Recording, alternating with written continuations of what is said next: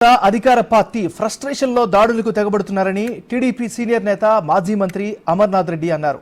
నిన్న ప్రత్యర్థుల చేతిలో గాయపడ్డ చంద్రగిరి టీడీపీ అభ్యర్థి పులవర్తి నానిని ఆయన పరామర్శించారు. తమ ప్రభుత్వం వచ్చాక అరాచక శక్తులను ఉక్కుపాదంతో అణచివేస్తామని తెలిపారు. మరిన్ని వివరాలు మా ప్రతినిధి దామోదర్ అందిస్తారు.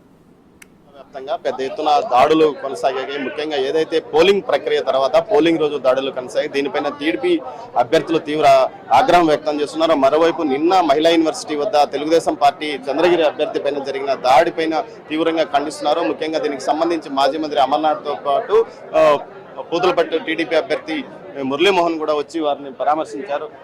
అసలు ఈ నిన్న జరిగిన దాడి, మొన్న పోలింగ్ సందర్భంగా బంగారుపాలెంలో జరిగిన దాడిపైన మీరు చాలా దుర్మార్గం. ఇది ప్రజాస్వామ్యాన్ని ఒకరిద్దరు అధికారులు కూనీ చేస్తున్నారు.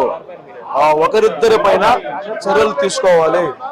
దాడి చేసినటువంటి వారిని వదిలిపెట్టి దెబ్బలు తిని ఆత్మరక్షణ చేసుకున్న వాళ్ళ మీద కేసులు పెడుతున్నారు. చంద్రగిరిలో కూడా నిన్న దెబ్బలు తిని ఆత్మరక్షణ చేసుకున్న వాళ్ళని బైండ్ ఓవర్ చేసుకున్నారు. దాడి చేసిన వాళ్ళని వదిలిపెట్టి ఊరి మీద వదిలిపెట్టినారు.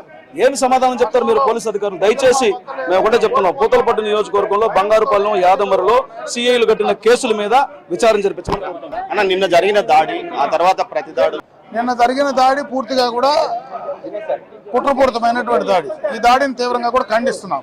ఓ పద్ధతి ప్రకారం ఈ దాడి జరిగిందంటే పోలీస్ యంత్రాంగం తీవ్ర వైఫల్యం చెందింది. లోపలికి ఒక స్ట్రాంగ్ రూమ్ ఉండేటువంటి ప్లేస్లో మారణాయుధాలు ఎట్లా తీసుకెళ్తారనేది క్లియర్ కట్గా అర్థమవుతుంది.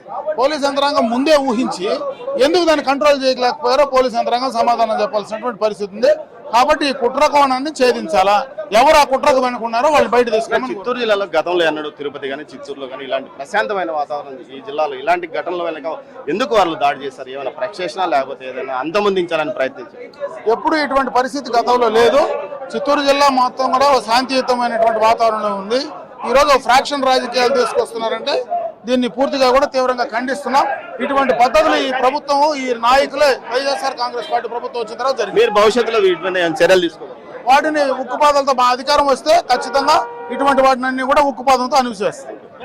మొత్తం మీద నిన్న జరిగిన ఘటనపై మాజీ మంత్రి అమర్నాథ్ రెడ్డి సీరియస్ గా స్పందించాడు. భవిష్యత్తులో ఇలాంటి ఘటనలు జరగకుండా ఏదైతే పోలీస్ అధికారుల నిర్లక్ష్యం ఫలితంగానే ఈ ఘటన చోటు చేసుకుంది, దీనికి సంబంధించి మొత్తం మీద పూర్తి స్థాయిలో